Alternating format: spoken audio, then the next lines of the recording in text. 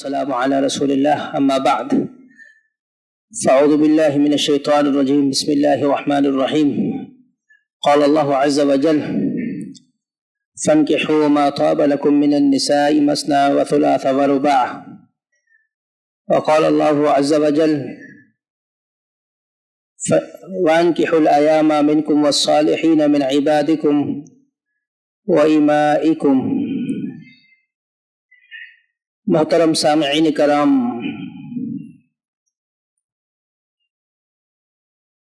ہفتہ وار یہ پروگرام اسی ترتیب سے منعقد ہوتا ہے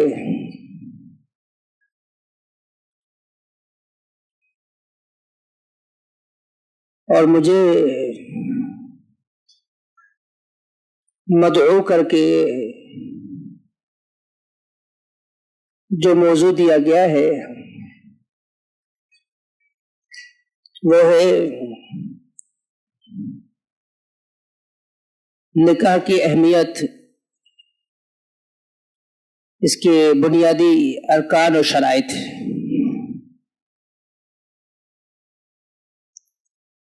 نکاح اس کا لغوی معنی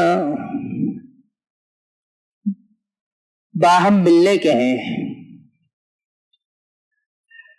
عربی لغت کے اندر یہ جملہ کہا جاتا ہے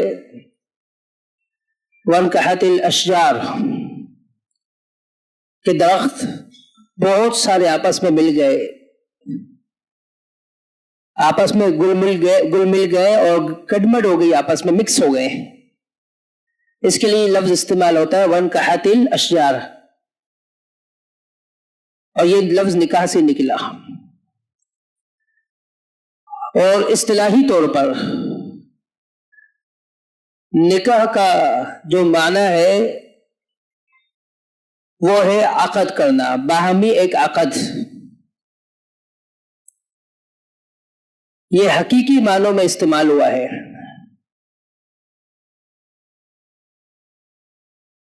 دور جاہلیت میں نکاح کے مشہور 4 قسمیں تھیں۔ ان میں سے ایک قسم، ایک طریقہ کار بالکل ہی ٹھیک تھا، جو ہر دور میں رہا ہے اور آج بھی یہی طریقہ ہے کہ عزت کے ساتھ کسی کے گھر جا کر رشتہ مانگ لینا، جن سے نکاح روا ہے، پھر باہمی رضامندی سے رشتہ طے ہونا، شادی کی تاریخ طے ہونا اور شادی ہو جانا۔ اور 3 جو طریقے تھے وہ بہت ہی گندے طریقے تھے۔ الرحیق المختوم میں صفی الرحمن مبارک پوری رحمت اللہ علیہ نے جاہلیت کی چند جھلکیاں جو ٹائٹل لکھا ہے، اس کے اندر یہ 4 قسمیں تفصیل کے ساتھ بیان کر دی ہے۔ ان میں سے ایک صرف قسم میں آپ کے سامنے رکھوں گا، آپ کو اندازہ ہو جائے گا کہ اللہ رب العالمین نے ہم مسلمانوں کو کتنی عزت دی ہے، اور بالخصوص اسلام نے عورتوں کو کتنی عزت عطا کی ہے۔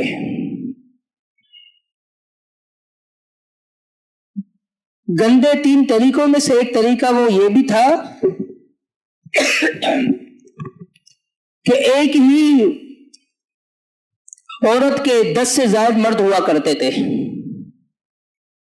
ایک ہی عورت کے 10 سے زائد مرد ایک ہی وقت میں ہوا کرتے تھے، اور وہ اس کے شوہر ہوا کرتے تھے،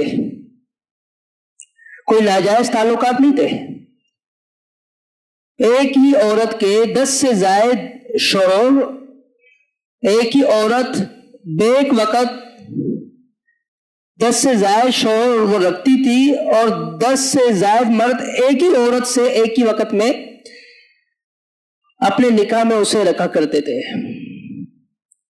اور اب آپ اندازہ لگائیں کہ جب اولاد کا سسٹم ہوتا تھا تو پھر کیسے پتہ چلتا کہ یہ اولاد کس کی ہے؟ یہ تو 10-12 اس کے مرد ہے. اس کے لیے ایک طریقہ جو ہے نا رائج تھا.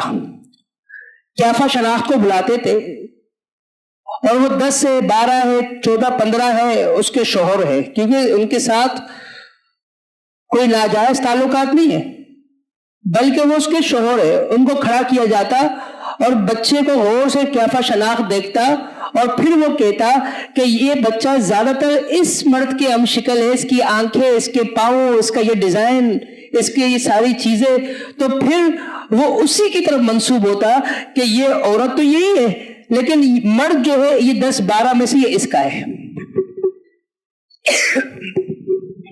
آپ اندازہ لگائیں 3 گندے طریقے نکاح کے. اسلام نے ان گندے طریقوں کے پرخشے اڑا دیے، اس سلسلے کو ختم کر دیا کہ ایک ہی طریقہ ہے. اور وہ طریقہ کیا ہے کہ عزت کے ساتھ نکاح ہوگا. وَالْمُحْصَنَاتُ مِنَ النِّسَاءِ إِلَّا مَا مَلَكَتْ أَيْمَانُكُمْ. فرمایا جو محصنات ہے، محصنات کا معنی 3-4 معنوں میں آتا ہے اور یہاں معنی کیا ہے کہ شادی شدہ عورتیں. وہ عورت جس کے نکاح میں کوئی مرد ہے یا وہ مرد جس کے نکاح میں کوئی عورت ہے. والمحصنات، یہاں محصنات مؤنث ہے کہ والمحصنات وہ عورت جو کسی کے نکاح میں موجود ہے. فرمایا اس سے نکاح کرنا جائز نہیں ہے. بیک وقت ایک مرد 4 عورتوں سے تو نکاح کر سکتا ہے، 4 بیویاں تو رکھ سکتا ہے، لیکن عورت بیک وقت ایک ہی وقت میں اگر ایک کے نکاح میں ہو دوسرے کے نکاح میں نہیں جا سکتی. اسلام نے اس سسٹم کو ختم ہی کر دیا. دور جاہلیت کے سارے راستے بند کر دیے، ختم کر دیے. کتنی اللہ نے عزت دی عورت کو. یہ اسلام ہے. اللہ رب العالمین نے، محمد الرسول اللہ صلی اللہ علیہ وسلم نے عورت کو عزت دی، اس کو مقام عطا کیا. یہ جو عورتیں چیختی ہیں نا اپنے حقوق کے لیے، اسلام نے سب سے بڑا ان کو حقوق دیا ہے کہ آپ ایک عورت ہو، آپ ایک مرد کے نکاح میں جچتی ہیں، آپ کے 2-1 سے زائد مرد ہو، یہ آپ کو زیب نہیں دیتا. اسلام نے عورتوں کو اتنی عزت دی، رسول اللہ صلی اللہ علیہ وسلم نے اتنا مقام دیا. عورت کا معنی ہی پردہ، ستر، کتنی عزت دی. اللہ رب العالمین نے قرآن کریم کے اندر نکاح اور یہ جو اللہ رب العالمین نے نکاح سے قبل مرد سے اس کے نفس سے اللہ نے اس کی زوجہ کو مؤنث کو پیدا کیا ہے، اس کا تذکرہ کیا. فرمایا یہ بہت بڑی اللہ کی نشانیوں میں سے ہے. وَمِنْ آيَاتِهِ أَنْ خَلَقَ لَكُم مِّنْ أَنفُسِكُمْ أَزْوَاجًا. فرمایا اللہ کی بڑی نشانیوں میں سے کہ اس نے تمہارے نفسوں سے تمہاری بیویاں پیدا کی. آدم علیہ السلام کی پسلی سے حوا علیہ السلام کو پیدا کرنا، وَبَثَّ مِنْهُمَا رِجَالًا كَثِيرًا وَنِسَاءً، اور ان دونوں کے ذریعے پورے دنیا کو آباد کرنا. کتنے مرد، کتنی عورتیں، پھر ان کے بچے، پھر ان کے خاندان.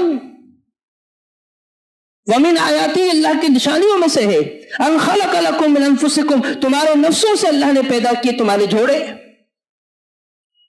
آپ دیکھیں کہ ماں کے پیٹ میں غذا دونوں بچوں کو وہ ایک ہی ملتا ہے، جو ماں کھاتی ہے وہ بچے کو لگ رہا ہوتا ہے، ماں حمل سے ہے، لیکن 2 مختلف جنس کے بچے پیدا ہوتے ہیں، ایک بچہ ایک بچی. یہ کتنی بڑی نشانی ہے. اور دونوں کے عادات، دونوں کے چہرے، دونوں کی جنس، دونوں کے معاملات بالکل الگ. اور جو پیڑ کے اندر غذا ملی ہے وہ ایک ہی ہے، لیکن جنس الگ الگ ہے. کبھی ایک ہی جنس کے لگاتار بیٹے ہی پیدا ہو رہے ہیں، کبھی ایک ہی جنس کے لگاتار بیٹیاں، کبھی بیٹا کبھی بیٹی، کبھی بیٹی کبھی بیٹا. وَمِنْ آيَاتِهِ أَنْ خَلَقَ لَكُمْ، یہ اللہ رب العالمین کی بڑی نشانیوں میں سے کہ اللہ نے تمہیں اس طرح پیدا کیا. پھر پیدا کرنے کے بعد تمہارے نفسوں سے اللہ نے تمہارے لیے تمہارے عورتوں کا انتظام فرمایا. क्यों, वजह क्या है? लितस्कुनु इलैहा, ताकि तुम्हें सुकून हो, कल्बी सुकून हो। जिस मर्द का घर आबाद है, जिसके घर में बीवी है, बच्चे हैं, उसकी जिंदगी कुछ और है। और जिसका घर आबाद नहीं है, पूरी जिंदगी वो अपने घर आबाद नहीं कर सकता, वो पूरी जिंदगी परेशान रहता है। वो जितना कहे कि नहीं नहीं, अपने को झूठी तसल्लियां दे कि शादी करता फंस जाता कवारा बेहतर, लेकिन अल्लाह फरमा रहा है ऐसा नहीं है। ये तेरी जो है ना झूठी बातें, तुझे अपने आप को झूठी तसल्लियां दे रहा है, क्योंकि अल्लाह फरमाया लितस्कुनु इलैहा, मैंने उसको पैदा किया है ताकि तुम्हें कल्बी सुकून हो। और आप कहते हो मैं उसके बगैर सुकून से हूं। आप ठीक हो या आपका रब, उसका कलाम ठीक है? रब का कलाम कह रहा है लितस्कुनु इलैहा, तुम्हारे सुकून के लिए तो सिस्टम बनाया है। वजअल बैनकुम मवद्दा, तुम्हारे दरमियान मवद्दत कायम की, मोहब्बत कायम की, उल्फत कायम की और शफकत कायम की। फिर औलाद बड़ी, व हफदा, पोते, हफदा कहते पोतों को, फरमाया बेटों का सिस्टम, फिर उन बेटों की औलाद, फिर पोते, फिर परपोते, ये सारा सिस्टम अल्लाह ताला फरमा रहा है कि मैंने तुम्हारे लिए बनाया है। अल्लाह की निशानी है, तुम गौर तो करो। अल्लाह रब्बुल आलमीन ने रुहबानियत का, बगैर शादीशुदा रहने का, पूरी जिंदगी कवारा रहने का कहीं हुक्म नहीं दिया कि पहाड़ों में बंदा जाए और वहां बैठकर अल्लाह अल्लाह करे, एक से ज्यादा कुरान की तकमील करता चला जाए और नवाफिल पढ़ता चला जाए। अल्लाह रब्बुल आलमीन ने फरमाया रुहबानियतन इब्तदऊहा मा कतबनाहा अलैहिम, फरमाया ये रुहबानियत है, हमने कभी भी इसका हुक्म ना दिया, ना ही किसी किताब ने हमने लिख डाला, इसका हमने हुक्म नहीं दिया। ये रुहबानियत है, ये सूफीज़म, ये रुहबानियत, औरतों से अलग थलग रहना, जिंदगी जो है तन्हा गुजारना, फरमाया इसका हमने हुक्म ही नहीं दिया। हमने तो तुम्हारे लिए, तुम्हारे नफ्सों से तुम्हारे लिए औरतें पैदा किए हैं, लितस्कुनु इलैहा, और तुम कहां जाकर तन्हा सुकून और अपने आप को मुतमईन कर रहे हो? ये अल्लाह रब्बुल आलमीन का सेटअप है, ये अल्लाह का निजाम है। और शरीयत ने, इस्लाम ने पसंद ही नहीं किया है रुहबानियत को और निकाह के बगैर रहने को, अलग थलग रहकर जिंदगी गुजारने को इस्लाम ने पसंद नहीं किया। और जो 3 सहाबा रसूलुल्लाह सल्लल्लाहु अलैहि वसल्लम की ज़ौजा आयशा सिद्दीका रज़ियल्लाहु अन्हा के पास आए थे, रसूलुल्लाह सल्लल्लाहु अलैहि वसल्लम को पाया नहीं, जब हज़रत आयशा सिद्दीका से आपके इबादत के मुतालिक सवाल किया तो आपने उनको बता दिया, तो उन्होंने अपनी इबादत को कम समझा, कान्नहुम तकालुहा, उनको अपने इबादत, अपने मामलात कम लगने लगे। हर एक ने एक तहैया किया, एक ने कहा कि पूरी जिंदगी कवारा रहूंगा, दूसरे ने कहा कि मैं बस जो है पूरी रात खड़ा रहूंगा, क़याम ही करूंगा, एक ने कहा कि पूरी जिंदगी मेरी रूटीन ये होगी, अफ्तार नहीं करूंगा, रोजे से रहूंगा। अम्मी जान बातें सुन रही है, वो ये बातें कहकर तय कर चले जाए। जब चले गए, अम्मी जान रसूलुल्लाह सल्लल्लाहु अलैहि वसल्लम के आने पर उनको बता देती है कि 3 सहाबा आए थे और ये बातें की है, ये उन्होंने अज़म किया है। रसूलुल्लाह सल्लल्लाहु अलैहि वसल्लम सहाबा के पास पहुंचते हैं और उनको इकट्ठा करते हैं, उनको कहते हैं अंतुमुल लदीना कज़ा व कज़ा, तुम ही वो लोग हो, तुम लोगों ने ये बातें की है, ये तय किया है। नीयत बुरी नहीं है, नीयत अच्छी थी, लेकिन शरीयत का मिजाज उसके खिलाफ था। फरमाया सुनो लोगों, मैं जो है ना रोजा रखता हूं, अफ्तार भी करता हूं, मैं रात को क़याम करता हूं तो मैं सोता भी हूं, और मैंने शादियां भी की है। फमन रग़िब अन सुन्नती फलैसा मिन्नी, जो मेरी सुन्नत से बेरग़बती इख्तियार करे, एराज करे, मुंह मोड़े, वो मुझ में से नहीं है। उस्मान बिन मज़ऊन रज़ियल्लाहु अन्हु कहते हैं कि हम आए, हमने आकर इजाजत तलब की, या रसूल अल्लाह, हम ऐसा सिस्टम करना चाहते हैं कि हमें शादी की जरूरत ही पेश ना आए। रसूलुल्लाह सल्लल्लाहु अलैहि वसल्लम ने मना फरमाया ऐसा नहीं हो सकता, तबत्तुल से आपने मना कर दिया। जो लोग तबत्तुल करना चाहते थे, जो लोग सिर्फ ये चाहते थे कि शादी कर फंस जाएंगे और पूरी जिंदगी बच्चे, फिर पोते, फिर परपोते, इन्हीं के साथ ہمارا ٹائم جو ہے خرچ ہو جائے گا، اسی ٹائم کو اللہ کی عبادت میں خرچ کریں۔ اللہ کے نبی نے فرمایا نہیں، ایسا نہیں ہوگا۔ آپ نے منع فرمایا۔ آپ نے کیا فرمایا؟ نکاح کے آپ نے مقاصد بتائے۔ اللہ رب العالمین نے کیا فرمایا؟ تمہارے لیے بیٹے اور تمہارے لیے پوتوں کا اللہ نے بندوبست کیا ہے اس نکاح کے ذریعے۔ 1 سال 1.5 سال گزرتا ہے، بچے کی آمد پتہ ہی نہیں چلتا، 20-25 سال گزر گئے، بچوں کی بھی شادی ہوگی، پوتے نواسے۔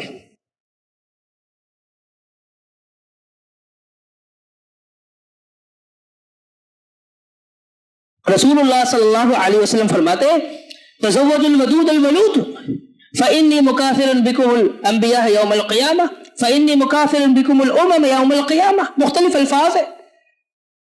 اب نکاح کے مقاصد بتائے۔ اب نکاح کا یہ مقصد نہیں ہے کہ نکاح کر لو اور پھر جو ہے آپ جو ہے نا وہ ذرائع استعمال کرو کہ اولاد نہ ہو، کیونکہ زندگی انجوائے کرنی ہے۔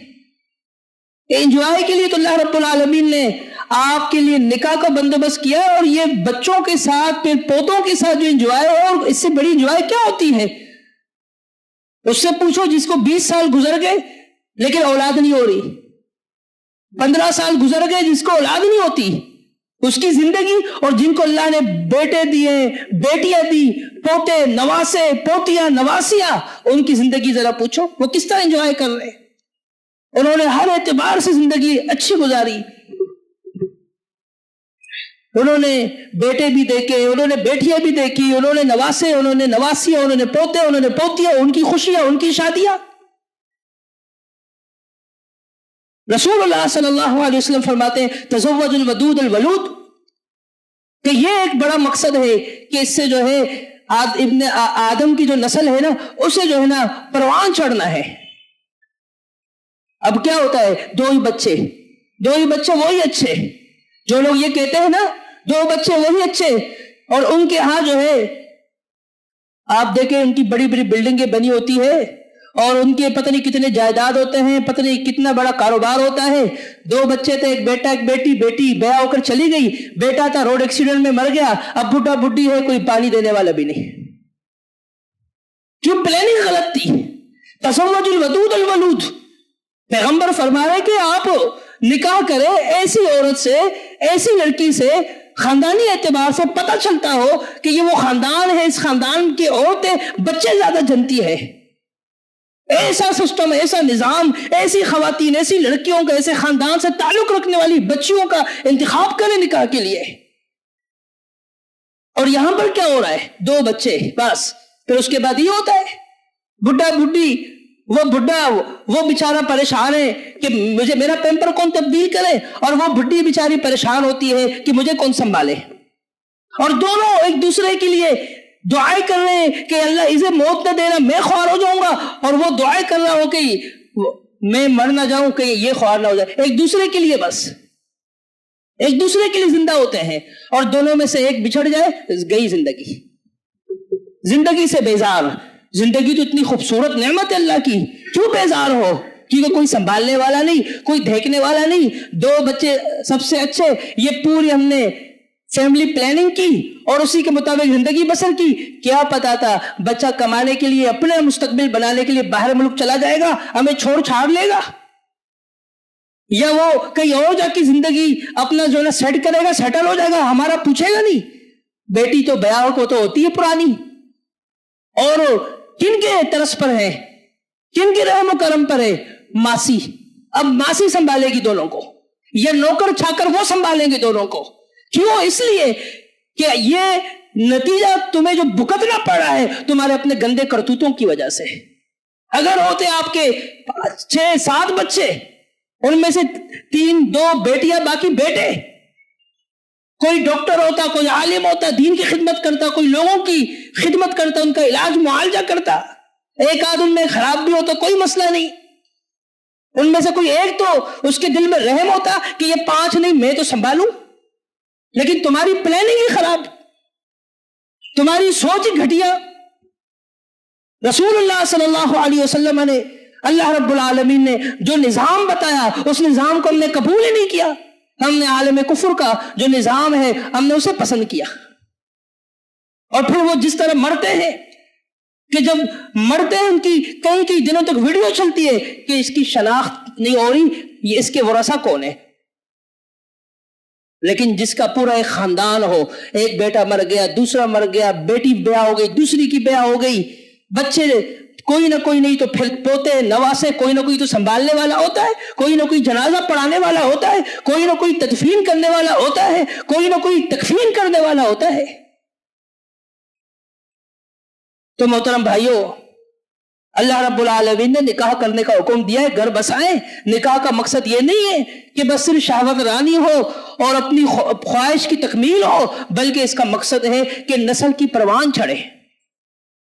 بری تدبیریں نہ کریں، برا مت سوچیں کہ ان کو کھلائے گا کون، ان کو پلائے گا کون. جو آپ کو کھلائے، جو آپ کو پلائے گا وہی ان کو بھی کھلائے گا پلائے گا. کیا فرمایا؟ فرمایا فَانْكِحُوا مَا طَابَ لَكُم مِّنَ النِّسَاءِ، کہ تم نکاح کرو عورتوں سے جو آپ کو پسند ہو، اپنی پسند کی کرے. لو میرج یہ کوئی برا نہیں ہے، یہ کوئی برا لفظ نہیں ہے، لیکن لو میرج کو کورٹ میرج میں تبدیل کرنا یہ برا ہے. لو میرج کے بغیر تو نکاح نہیں ہوگا. اگر آپس میں نکاح کرنے والے ایک دوسرے کو پسند نہ کرے، ایک دوسرے سے خوش نہ ہو، ایک دوسرے سے نکاح کرنے میں راضی نہ ہو تو نکاح نہیں ہوگا. یہ لو میرج یہ کوئی مسئلہ نہیں ہے. کورٹ میرج میں تبدیل کرنے سے اور وکیل کو چھوڑ کر نکاح کرنا اور بغیر بتائے جا کے نکاح کرنا، گھر سے بھاگ کر نکاح کرنا، یہ مسئلہ ہے. ورنہ تو رسول اللہ صلی اللہ علیہ وسلم خود لو میرج کے بارے میں بتا رہے ہیں، ممن خلق ترضون دینہ، جس کے دین کو، اخلاق کو تم پسند کرتے ہو، فزوجوا، اس سے نکاح کرو. یہ کیا ہے؟ کیا فرمائے کہ ایک نظر اس کو دیکھو، پسند آتا ہے نہیں؟ اس کو دیکھا ہے؟ کہا نہیں، کہا جاؤ دیکھ کر آؤ. صحیح مسلم کی حدیث ہے، فانظر الیہ، جاؤ ایک نظر دیکھو، پسند آتا ہے نہیں؟ ایسا نہیں کہ ذہن کے اندر پتہ نہیں کیا کیا سوچا ہو، جب سامنے کہو کہ میں نے تو کچھ اور ہی سوچا تھا، یہ کیا نکلی. تو محترم بھائیوں، فرمایا فَانْكِحُوا مَا طَابَ لَكُمْ، اور فرمایا وَأَنْكِحُوا الْأَيَامَا، اور تم نکاح کرواؤ. فَانْكِحُوا نکاح کرو، وَأَنْكِحُوا نکاح کرواؤ. دونوں الفاظوں، دونوں کے ابواب کے اندر فرق ہے، لازم متعدی کا فرق ہے. یہاں پر کیا ہے؟ نکاح کرواؤ. وَأَنْكِحُوا نکاح کرواؤ. ایاما، ایاما کا، یہ ایاما کا معنی کیا ہوتا ہے؟ یہ ایمن سے نکلا ہے. ایاما، ایمن کی جمع. اب اس کا معنی یہ ہے کہ وہ جو بے نکاح بیٹھے ہوئے ہیں، وہ جو بے نکاح بیٹھی ہوئی ہے.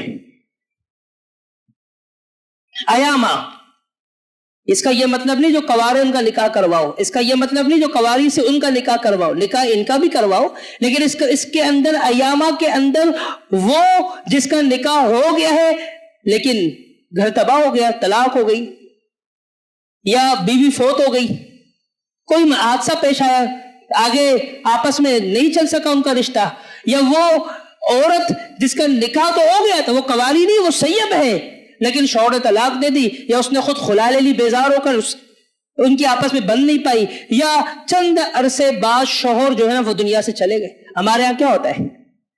ہمارے ہاں سب سے زیادہ برا سمجھا جاتا ہے بیوہ عورت اگر دوبارہ کہیں شادی کرے، سب سے زیادہ معاشرے کے اندر برا سمجھا جاتا ہے. اور بھائی کیا مسئلہ ہے؟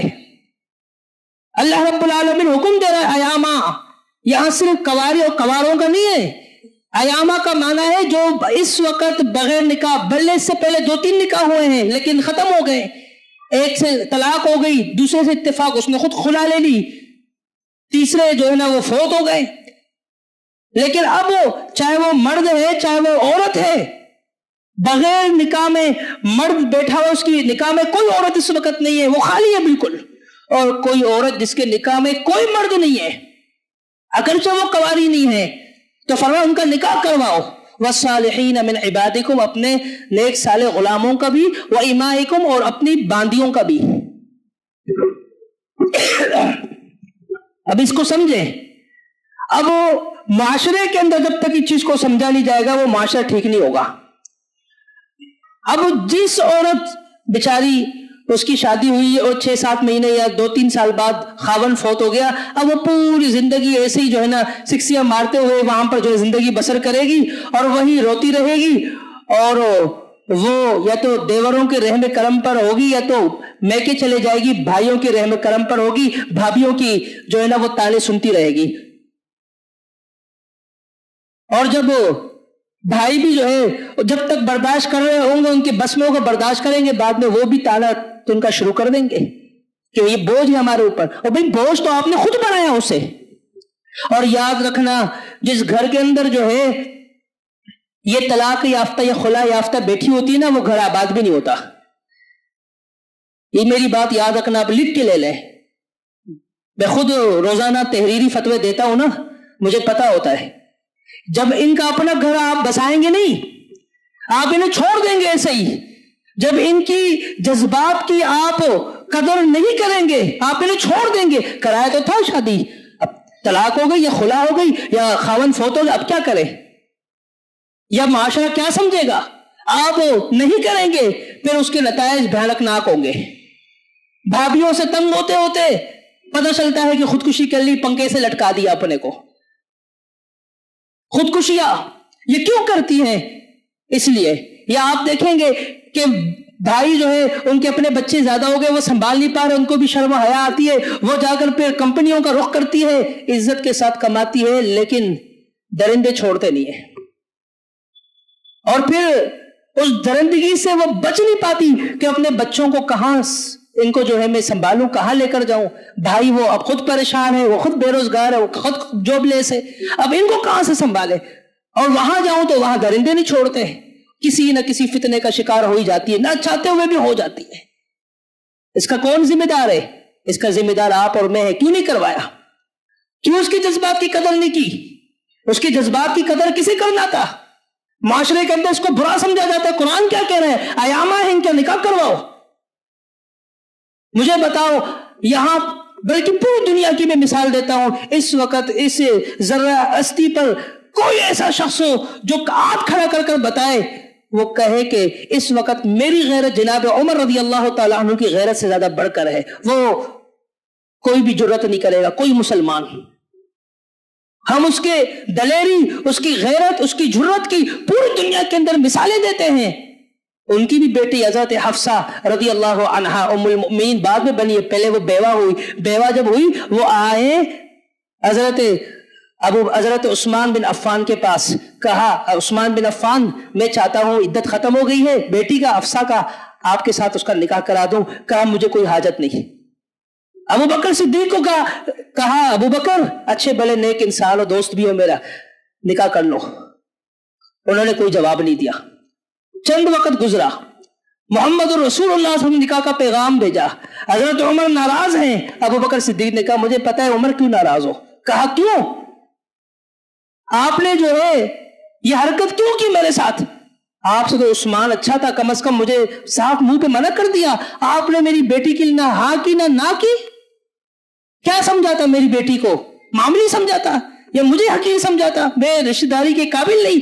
کہا عمر میری بات ذرا غور سے سنو، کوئی ایسی بات نہیں ہے. بات صرف یہ تھی محمد رسول اللہ نے مجھ سے اس بات کا ذکر کیا تھا کہ حفصہ سے نکاح کروں گا، اور یہ بھی کہا تھا کہ کسی کو بتانا نہیں. اگر میں منع کر دیتا آپ وجہ پوچھتے، اگر میں حامی پڑھتا میں کیسے حامی پڑھوں جس سے نکاح میرے حبیب محمد مصطفیٰ صلی اللہ علیہ وسلم نے ارادہ کر لیا ہے، میں کیسے؟ کہا اچھا یہ بات تھی. کہا ہاں یہ بات ہے. ہم اپنے آپ کو بڑے عزت والے بولتے ہیں. دیکھو حضرت عمر رضی اللہ عنہ خدا کے پیشکش کر رہے ہیں. کیوں نہیں کرتے پیشکش؟ جب وہ بیٹیاں بیٹھی رہتی ہے، جب وہ یہاں ادھر ادھر منہ مارتی پھرتی ہے، اور وہاں تو ہماری عزت کی دھجیاں اڑ جاتی ہے. اور اپنے سگے بھائی، ایک باپ ایک ماں کی اولاد کو بولنے میں شرم آتی ہے کہ یار تیرا بیٹا جوان ہے میں پیشکش کرتا ہوں. شرم آتی ہے، وہاں شرم نہیں آتی. جب کمپنیز کے اندر مسائل آتے ہیں، جب بدنامیاں ہوتی ہیں، جب وہ خود غلط کاموں کے اندر ملوث ہو جاتی ہے، اور کہیں سگے بہن بھائی جو ہے، سگے بہن بھائی وہ اسی انتظار میں ان کا رشتہ نہیں ہو پاتا. وہ بہن کہتی ہے کہ یہ پہل کرے میں کیوں کروں، بھائی چاہتا ہے کہ یہ پہل کرے میں کیوں کروں. اور سگے بھائی آپس میں کیسے پہل کروں، وہ کہ میں کیسے پہل کروں. صرف ان چکروں میں، ان انا کی وجہ سے ان کے آپس کی جو چاہتے ہوتی ہے کہ ہم آپس میں یہ کزن میرج کریں، وہ کر نہیں پاتے ہیں. ان کے ان کی آپس میں وہ نکاح نہیں کر پاتے، چاہت بڑی ہوتی ہے. اور بھائی آپ پریشان ہو، آپ ڈھونڈ رہے ہو کوئی اپنی بیٹی کے لیے. آپ کے کیا بھائی کیا مرے ہوئے ہیں؟ بھائی اللہ نے نہیں دیے، بہت دیے. ان کی اولاد نہیں ہے، جوان نہیں ہوئے، جوان بھی ہے. تو پھر کیا مسئلہ ہے؟ مسئلہ یہ کہ ان کی تو ہو گئی، کہاں ہوئی؟ وہ فلان جگہ سے، بس جانتے بھی نہیں تھے، بس کر لیا. تو یہاں کیا مسئلہ تھا؟ یا سارا مسئلہ یہ تھا کہ عورت نہیں چاہتی. جب عورت کی باتوں میں آئیں گے ہم اپنے خون کے رشتوں کی بے قدری کریں گے. میں بات کرتا ہوں تھوڑی سی سیدھی سادھی، صاف بات کرتا ہوں، کلیئر بات کرتا ہوں. اس موضوع پر جب میرے جمعے ہو رہے ہیں 9 جمعے میں پڑھا چکا ہوں. میں نے پہلے ہی کہا، اور بات کروں گا کلیئر کہوں گا، کیونکہ یہ ہمارے مستقبل کا مسئلہ ہے. ہر بات کہوں گا کلیئر کہوں گا، یہ آڑا تیڑا یہ گما پھرا کر بات نہیں کروں گا. 11 سال ہو گئے اسٹیمپ لگا کے دے رہا ہوں فتووں پر. مجھے پتا ہے کتنے طلاقیں ہوتی ہے، طلاق کی شرح کیوں بڑی ہوئی ہے. آنکھیں بند کر کے دے دیا، مجبور تھے، عمر گزر رہی تھی. جانتے تھے آپ؟ نہیں جانتے تھے. وہ فلان کالج یونیورسٹی کے اندر ان کے تھے کلاس فیل، انہوں نے کروایا ہے. کچھ عرصہ ہی گزرا ہے، وہ ہمارے پاس سر جو ہے نا جوڑ کر بیٹھے ہوتے ہیں، طلاق ہو گئی تھی، اب کوئی رستہ ہے نہیں ہے، وہاں تو حلالے کے فتوے مل رہے. او بھائی آپ لوگوں کا رشتہ کیسے ہوا یہ تو بتاؤ. مجھے بتاؤ، اگر کزنوں کا آپس میں اس طرح نکاح ہوتا کیا یہ نتیجہ نکلتا؟ وہ بھائی پتہ نہیں کہاں منہ مارتا پھر رہا ہے اپنی بیٹی کے لیے، وہ بھائی پتہ نہیں کہاں منہ مارتا پھر رہا ہے. کیوں؟ اس کی بیوی نہیں چاہتی کہ اس کے بتیجی کو لاؤ، اس کی بیوی بھی نہیں چاہتی اس کی بتیجی آئے. جب بیویوں کی باتوں میں آئیں گے یہ حالات تو بنیں گے. پھر یہی ہوگی کچھ عرصے بعد میری بیٹی کو وہ فلان بیگانے جس کو جانتا ہی نہیں تھا آنکھیں بند کر کے دیکھیے، وہ طلاق دے کے اس کو میں گھر پہ بٹھا دوں گا اور وہ بھی وہ آ جائے گی. نہیں کرو اسے. بتاؤ اپنے بھائی کو کہ بھائی میرا یہ ارادہ ہے، مت شرماؤ. حضرت عمر بن خطاب رضی اللہ عنہ بھائی بھی نہیں تھے ان کے، حضرت عثمان بن عفان کو پیشکش کر رہے ہیں، جناب ابو بکر صدیق رضی اللہ عنہ کو پیشکش کر رہے ہیں. ان سے زیادہ کوئی معتبر انسان؟ کیا فرماتے رسول اللہ صلی اللہ علیہ وسلم، لو کان بعدی نبی لکان عمر، اگر یہ نبوت کا سلسلہ منقطع نہ ہوتا تو جناب عمر بن خطاب رضی اللہ عنہ کے سر پر جو ہے یہ نبوت کا تاج سجتا. لیکن میرے بعد کوئی نبی نہیں. اور ان کا کیا انداز ہے؟ ہم کہتے ہیں کہ عورت بیوہ ہو گئی، اب پوری زندگی اس کا بیچارے کی نصیب ہی ایسی، تو اس کو ایسی ہی گزارنی ہے. بھائیوں کے محتاج، بھابھیوں کے محتاج اور دیوروں کے محتاج. ماں باپ کہتے ہیں ہم سنبھال لیں گے، ان کو بھی موت کی چکیا لگتی ہے، وہ بھی گئے، وہ سارا بھی چھوٹ جاتا ہے. بھائی جواب دیتے ہیں ہمارے اپنے بچے جوان ہو گئے ہیں، اب ان کی شادیاں کرنی، ہم آپ کے بچوں کو کیسے سنبھالیں؟ کمپنیوں کا رخ، وہاں پر بھی درندگی، وہاں بھی جاب لیس ہونا پڑا. اب کیا ہوتا ہے، وہ خاتون مسجد کے دروازے پہ جمعے کے بعد آپ سے بھیک مانگ رہی ہوتی ہے کہ میرے بچے ہیں، میں بیوہ ہوں، یا میں طلاق یافتہ ہوں، یا میں خلا یافتہ ہوں، اللہ کے نام کے لیے میری جولی میں کوئی ڈالے. اور آپ 10 روپے 5 روپے 20 روپے ڈال لے ہوتے ہیں. وہ 20 روپے 5 روپے 50 روپے اپنے جیب پہ رکھے. یہ نوبت کیوں آئی؟ اس پہ آپ نے سوچا کہ یار یہ بھی ہماری ماں کی عمر کا ہے، یہ ہماری بہن کی طرح ہے، یہ یہاں بیٹی کیوں ہے؟ آپ نے پوچھا بیوہ ہے تو ٹھیک ہے، بیوہ کس عمر میں بیوہ ہوئی تھی؟ کیونکہ معاشرے کے اندر بیوہ ہوگی، شادی کو 4 مہینے ہوئے، بیوہ ہوگی پوری زندگی بس بیوہ ہی رہنا ہے. کسی مرد اس کو عورت سمجھ نہیں ہے، طلاق دے دی، اب اس مرد کو دوبارہ شادی کرنے دینا ہی نہیں ہے معاشرے نے. تو یہ تو نتائج سارے نکلیں گے. وَأَنْكِحُوا الْأَيَامَ، ام سلمہ رضی اللہ عنہ وہ بھی بیوہ ہوئی. ابو سلمہ کہتے ہیں کہ کہتی ہے کہ ابو سلمہ سے بہتر خاوند مجھے کہاں ملے گا؟ اللہ کے نبی نے فرمایا صبر کرو. کہا صبر نہیں آ رہا، کہا میں دعا سکھاتا ہوں وہ پڑھو، اللہم اجرنی فی مصیبتی واخلف لی خیرا منہا. کہا ٹھیک ہے. کہتی ہے پڑھتی پڑھتی ایک دن میں رک گئی کہ اس کا تو معنی یہ کہ اللہ مجھے میری اس مصیبت سے مجھے بچا لے اور مجھے اس کا بہترین نعم البدل ہے. ابو سلمہ سے بہترین نعم البدل دنیا میں ہے کہاں؟ کیا میں دعا پڑھ رہی ہوں؟ سمجھ میں نہیں آیا.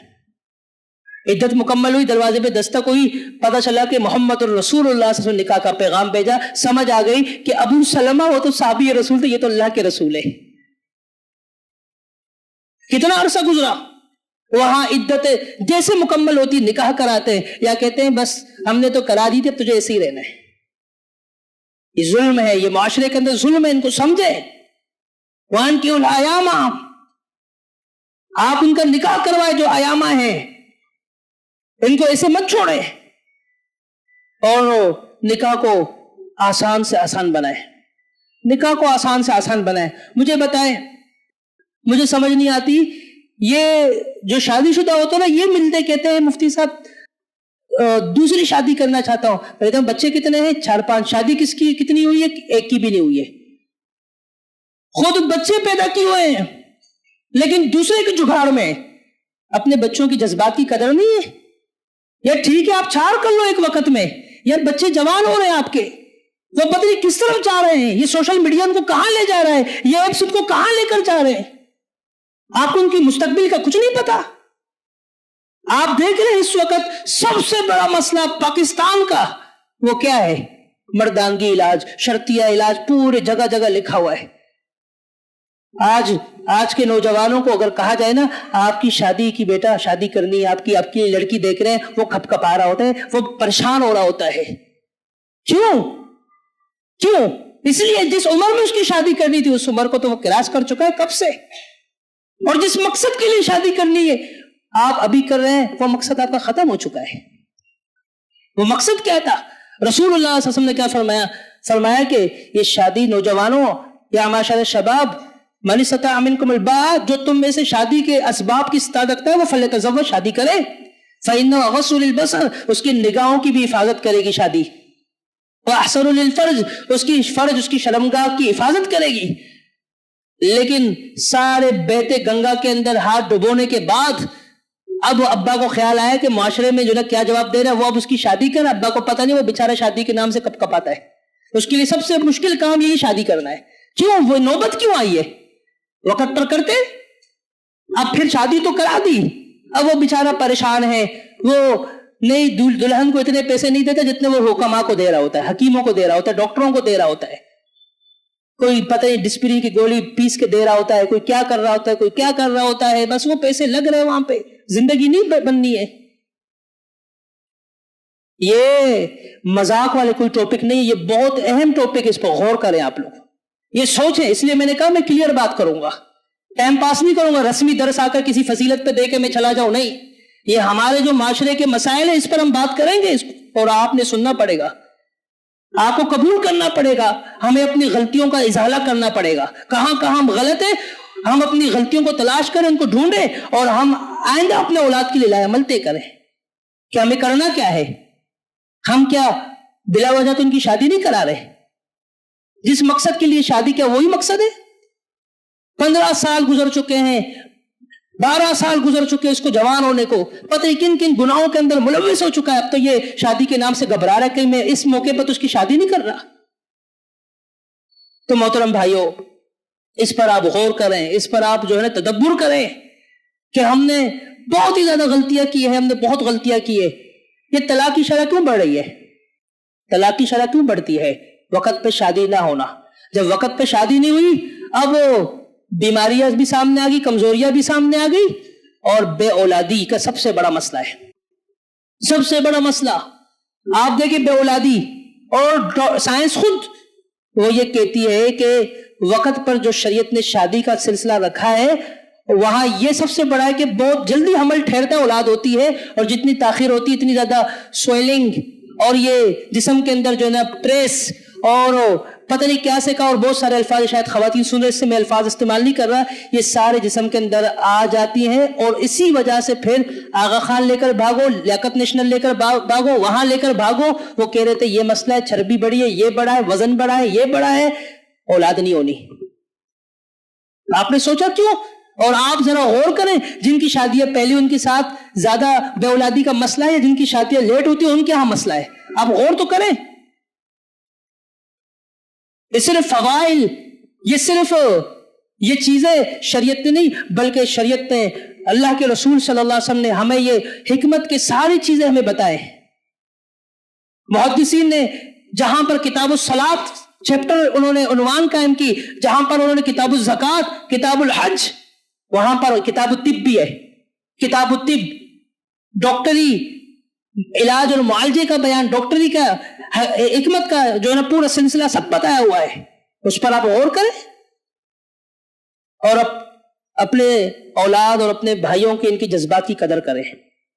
اگر آپ میں سے کوئی مخلص ہے نا، وہ یہ کہتا ہے کہ میں دین کے ساتھ مخلص ہوں، اور میں مخلص ہوں کہ اس جو ہے نا علاقے کے اندر اور اس زمین پر برائی نہ ہو، زنا نہ ہو، یہ بدکاریاں نہ ہو، تو پھر وہ اپنی بات میں، اپنے دعوے میں اس وقت سچا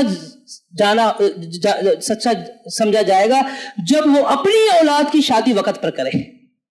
وہ کہے کہ معاشرے کے اندر برائیاں پھیل رہی ہیں، میں اسے پسند نہیں کرتا، اور برائیوں کے اسباب اس نے خود گھر میں بنائے ہوئے ہیں۔ برائیاں کون کرتے ہیں؟ فرشتوں کے بارے میں تو اللہ نے فرمایا لا یعصون اللہ ما امرہم، وہ تو اللہ تعالیٰ کی نافرمانی کا تصور بھی ان کے بارے میں نہیں ہے۔ ہمارے اور آپ کے بھائی اور اولاد ہوتے ہیں نا، تو ہم ایک کہتے ہیں معاشرے کے اندر برائی نہ ہو، پھر ہم کہتے ہیں شادی جو ہے نا وہ رسم و رواج اور یہ چیزیں ان کے بغیر ہو نہیں سکتی۔ اب تو اس کو جا کے اور ڈگریاں حاصل کرنی ہیں، اب تو فلانا ڈگری رہتی ہے، فلانا ڈگری رہتی ہے، وہ پتہ ان چکروں کے اندر کہاں تک پھر پتہ چلتا ہے کہانی کہیں اور ہی نکل جاتی ہے۔ ڈگری ان چکروں کے اندر ہم نے اولادوں کو پھنسایا ہوا ہے۔ ہاں ڈگری بالکل لیں، پڑھیں، تعلم یہ سارا سلسلہ، لیکن اگر معاشرے میں برائی کو روکنا ہے نا، نوجوان جو وقت پر جوان ہو تو وقت پر ان کی جو ہے نا شادی کریں، وقت پر ان کی شادی، کوئی مسئلہ نہیں کما رہا، آپ کما کے دے رہے تھے نا بیٹے کو کھلا رہے، تھوڑا وقت وہ بھی جو ہے نا اس کو بھی کھلا لیں گے، جو آپ کے گھر پر آئے گی آپ کی بہو بن کر، آہستہ آہستہ وہ خود ہی سیٹل ہو جائیں گے۔ اللہ تعالیٰ نظام بناتا ہے، سسٹم اللہ بناتا ہے، یہ ہم بیٹھ کر بنا رہے ہوتے ہیں۔ ہم کہتے ہیں نوکری نہیں لگی ہے، قابل ہے، عمر گزر رہی ہے، نوکری کے لیے کئی درخواستیں دی ہیں لیکن وہ نہیں پا رہا، بیٹھے ہوئے ہم لوگ، اور جس کے ساتھ رشتہ لگایا ہوا ہے اسے بھی بٹھایا ہوا ہے، وہ بھی دن رات دعائیں کر رہی ہوتی ہے اللہ کرے اس کو نوکری مل جائے، اور وہ مل نہیں رہی ہوتی اور وہ ایسی بیٹھی ہوئی ہے۔ تو یہ کیا زندگی ہے؟ یہ کوئی زندگی نہیں، اس پر غور کر، اس پہ تدبر کرنی چاہیے۔ رسول اللہ صلی اللہ علیہ وسلم اپنے صحابہ کا کہتے تھے، جو جن کی شادی نہیں ہوئی تھی نا ان کا خیال رکھتے۔ جلیبیب رضی اللہ تعالیٰ عنہ، مسند احمد کے اندر روایت موجود ہے اور مجمع الزوائد کے اندر بھی موجود ہے۔ علامہ ہیثمی رحمۃ اللہ علیہ نے اس پر کافی تبصرہ بھی کیا اور اس کی سند پر بھی کلام کیا کہ اس کی سند جو ہے وہ قابل قبول ہے، ایسی سند نہیں ہے جس پر ایسا کلام ہو کہ وہ روایت جو ہے مقبول نہ ہو۔ مقبول روایت مسند احمد کے اندر رسول اللہ صلی اللہ علیہ وسلم کے ایک صحابی، غریب ترین مدینہ کے اندر صحابی رسول موجود ہے، جلیبیب رضی اللہ عنہ۔ کہا جلیبیب نکاح نہیں کرو گے؟ کہا رسول اللہ کیسی باتیں کرتے ہو، بھلا مجھے کوئی اپنی لڑکی دے گا؟ کہا جلیبیب نکاح نہیں کرو گے؟ کہا یا رسول اللہ مجھے دیکھو میں اتنا غریب ترین بندہ، مجھے بھلا کون اپنی بیٹی دے گا؟ تیسری مرتبہ کہا جلیبیب نکاح نہیں کرو گے؟ کہا یا رسول اللہ کہہ تو رہا ہوں مجھے کون اپنی بیٹی دے گا بھلا؟ کہا جاؤ مدینہ کے فلان جو ہے گھر کے اندر انصاری کے پاس جا کے میرا سلام کہنا، اور سلام کہنا نہیں، سلام کے بعد بات آگے بڑھانا اور کہنا کہ آپ کی بیٹی کے رشتے کے لیے مجھے جو ہے رسول اللہ صلی اللہ علیہ وسلم بھیجا ہے کہ آپ کی بیٹی کو میرے لیے اللہ کے نبی صلی اللہ علیہ وسلم نے مانگا ہے۔ دروازے پہ دستک دی، باہر نکلا انصاری، کہا کیا حال ہے؟ کہا کس نے بھیجا؟ کہ اللہ کے رسول نے۔ کہا سلام بھیجا؟ کہا وعلیکم السلام۔ کہا ایک اور بات ہے۔ کہا کیا؟ کہا کہ آپ کی بیٹی کے لیے نکاح کا پیغام بھیجا۔ کہا کس کے لیے؟ کہا میرے لیے۔ کہا آپ کے لیے؟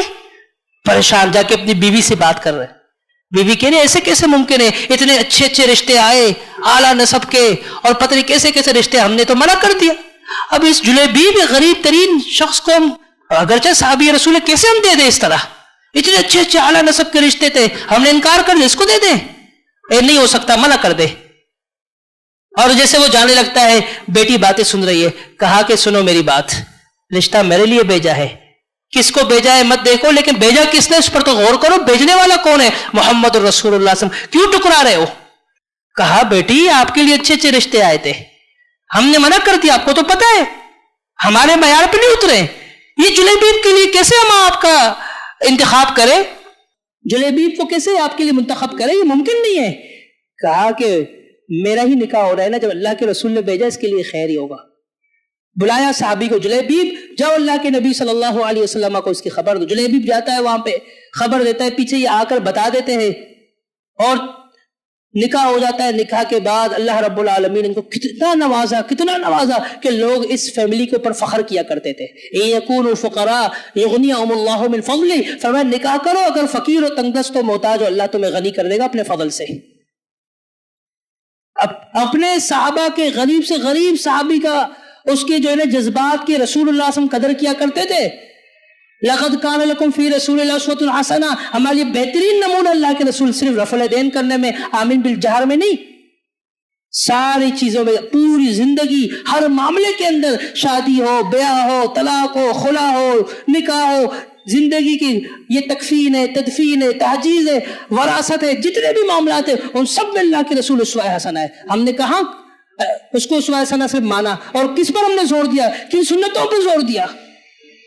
سنتوں پر زور دے رہے ہوتے ہیں، اور اپنا بیٹا وہ نیٹ کیفے کے اندر بیٹھ کر 2-2 گھنٹے پتہ نہیں کیا سے کیا دیکھ رہا ہوتا ہے، احساس تک نہیں ہے، اور ہم سوچ رہے ابھی تک یہ ڈگری نہیں لی اس نے، اور ہم آ کر یہاں نمازیں ادا کریں، راتوں میں اٹھ کے رو رہے اللہ کے سامنے۔ اللہ نے پوچھ لیا کہ نیٹ کیفے میں 2-2 گھنٹے یہ منہ کالا کرتا رہا ہے، اس کے پیچھے آپ کا بھی ہاتھ ہے، کیا جواب دیں گے؟ کہاں گئی میری نماز ہے؟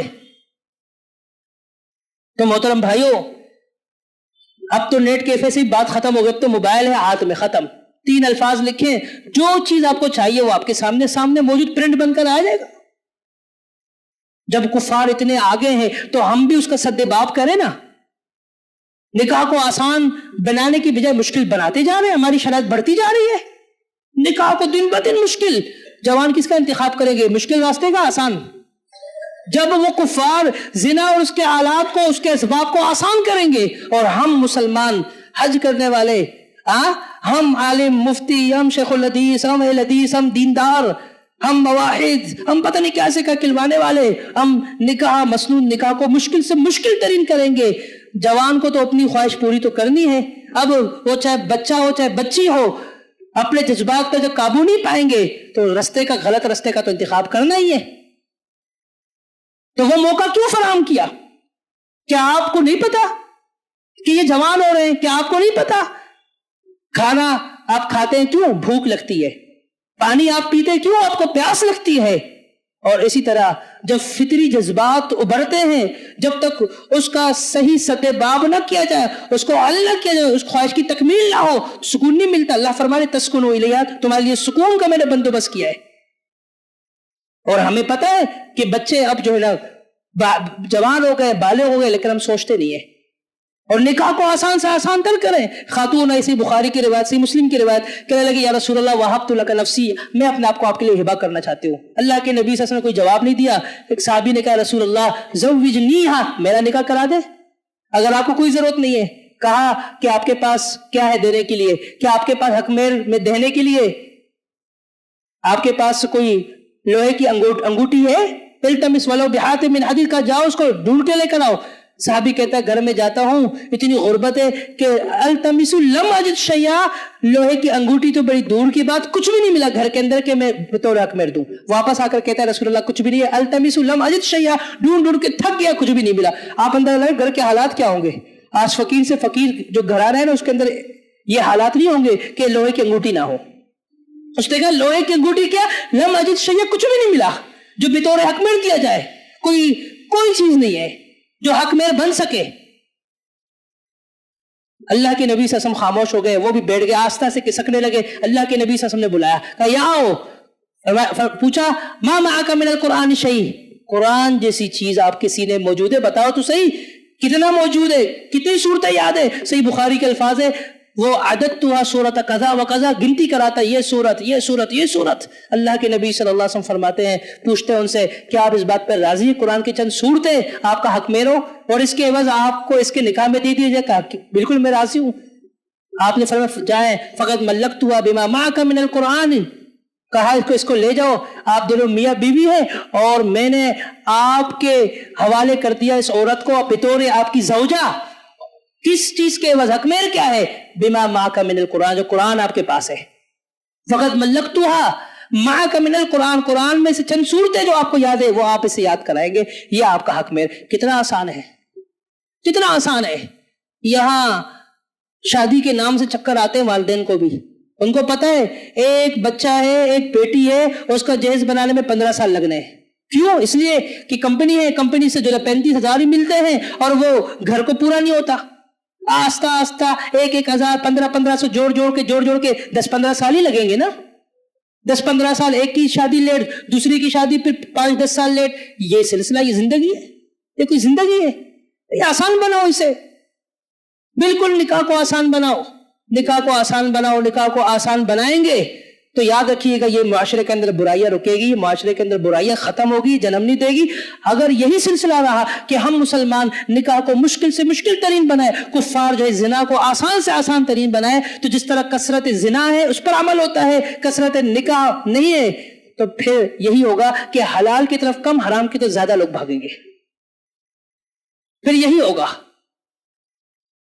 اور نکاح کے ارکان، نکاح کے شرائط اور نکاح میں ہونے والی رکاوٹیں، یہ بہت موضوع، یہ طویل ہے، وقت زیادہ ہو چکا ہے، گھنٹے سے زیادہ میں نے ٹائم لیا ہے۔ اللہ رب العالمین سے میں دعا کرتا ہوں اللہ تعالیٰ عمل کرنے کی توفیق عطا فرمائے۔ تو یہ جو آج کا ہمارا موضوع تھا وہ چیخنے چلانا صرف مقصد نہیں تھا کہ چیخے چلائے تو کہے یار زبردست گفتگو کیے، اچھا خطیب تھا، نہیں،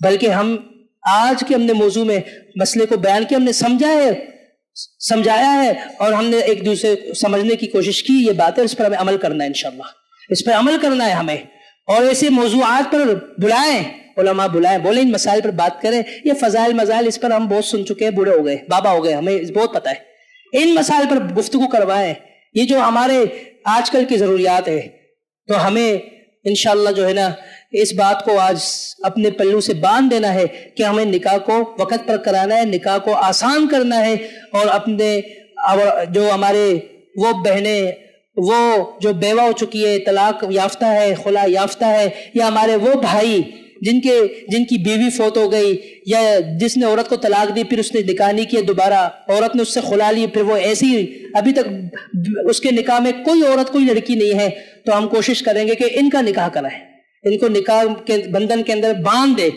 اور یاد رکھیے گا اگر یہ بے نکاح والی زندگی گزاریں گے نا، 3 مرنے کے وقت موت کی چکیاں لگے گی، کوئی پانی دینے والا نہیں ہوگا، 3 دن تک لاش جو ہے سڑ جائے گی، یاد رکھنا میری بات، لاش سڑ جائے گی وہاں پہ۔ اور اگر بدبو سے کسی کو پتہ لگ گیا اندر کوئی مرا ہوا ہے تو کوئی نکال دیا، تو ورنہ تو بہت مشکل ہوتا ہے کہ کوئی مشکل وقت پہ پانی بھی دینے والا ہو۔ وقولوا لہذا استغفر اللہ لی ولکم وآخر دعوانا الحمدللہ۔